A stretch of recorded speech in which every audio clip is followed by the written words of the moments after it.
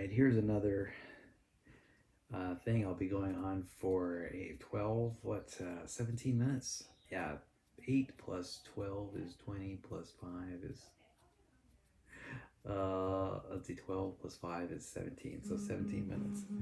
So, hopefully everything's going well. I am moving forward with a lot of things, and there's this seminar that's happening a little bit. All right, okay. All right, so this is cool. Life is moving forward, and I'm glad for it. And I'm moving ahead, and everybody's doing everything like they need to do it. And thank you for helping me pay attention to what's going on in my life. But let's see. Also, let me see. Let me get back to what I was getting back to. And the idea was food reward, and how I'm discovering that food reward matters, and it's probably responsible for a good portion of weight gain, overweight, and obesity. And I'm just super excited to sort of figure it out because, look, I've been seeking out a solution to overweight and obesity for almost 20 years. And I'm so lucky to have, I think I've found it. And it's kind of funny. I used to always kind of dismiss the idea of food addiction, but I don't dismiss it anymore. And I really think that it's a significant part of human growth and development, particularly in our culture today. There's a lot of issues that people have related to addiction, particularly as it relates to sugar and cookies and brownies and everything that sugar is made out of.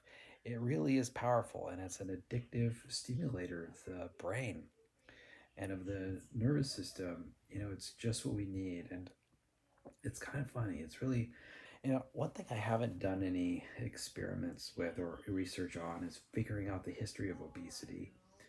And, I think that were some English kings that were fairly obese, and I'd like to learn a little bit more about what made them obese, what it was they were eating at the time, what kind of desserts they had. Maybe they had really high salt foods, perhaps, or because I'm not sure they even had sugar back then. Anyway, I just want to reiterate just how much of an amazing discovery this is. Oh, and I want to boast about something today too. Today I had salmon and cauliflower and rice for a meal, and one thing I had basically a half a head of cauliflower during the meal, which was my lunchtime. A half a head of cauliflower, and that is just phenomenal. I mean, this is the kind of vegetable eating frequency that I've always dreamed about, and it's coming true, and I'm just super happy about it. You know, I think a lot of it is coming true as a result of having an air fryer, which I can fry stuff in without any oil. Basically, it allows me to dry roast vegetables, and I'm just super psyched about the whole thing.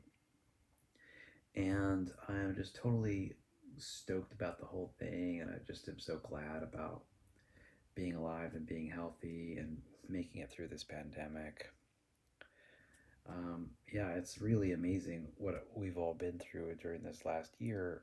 There's all the uncertainty that relates to COVID and battling a disease that basically we can't see. We can't see viruses. We can't see bacteria, and so it's a real difficulty. It's a real strain on us because we don't know. Because in a way, the virus is invisible, and we don't know what to do. We've got basically our scientific backgrounds and understanding, but there's so much that relies on chance. It depends on the environment that we're in and how willing our environments are able to bend to the needs of the public health. And it's not easy for a lot of people to survive because a lot of people's jobs are not that flexible. People have income requirements, right? They need to pay their mortgage, they need to pay for food, and hey, I totally get it.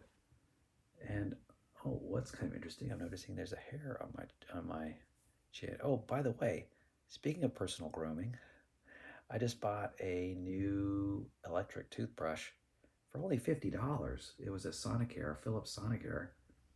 I don't know if it's right. I don't know if it's. It was recommended at Amazon, of course, um, but because I don't know anything about toothbrushes, but I figured that I would just go get another competing brand. I used to have an Oral B toothbrush, electric toothbrush, but it kind of broke. Um, there were problems related to that Oral B just not vibrating when I wanted it to vibrate. Anyway, that's pretty cool, I guess, if you think that that's cool. Anyway, I'm just sort of figuring out what I'm going to do today. I'm not really quite sure what it's going to be. I've got a to do list, and I'm thinking about putting together a monthly to do list. And so I'm kind of curious about how that's going to turn out. So, anyway, I'm feeling a little strained talking to you today.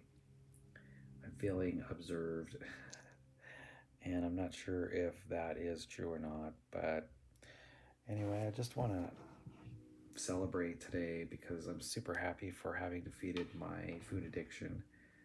And I'm also happy for being alive and doing well and thriving in this time of adversity during COVID. I have maintained my health, and I really feel sorry. My heart really goes out to people who have not been able to maintain their health or their finances during this period of COVID. And it's a lot of people. I mean, it's millions and millions of people. And, I just have to thank my lucky stars. Interestingly, St. Patrick's Day is coming up. And I'm a little bit Irish. I have some Irish heritage. I think I've got like 51.8% English and Irish ancestry. And I know this through 23andMe. And that genotyping company. And that's pretty cool. I don't think it has any deeper meaning than what I just said.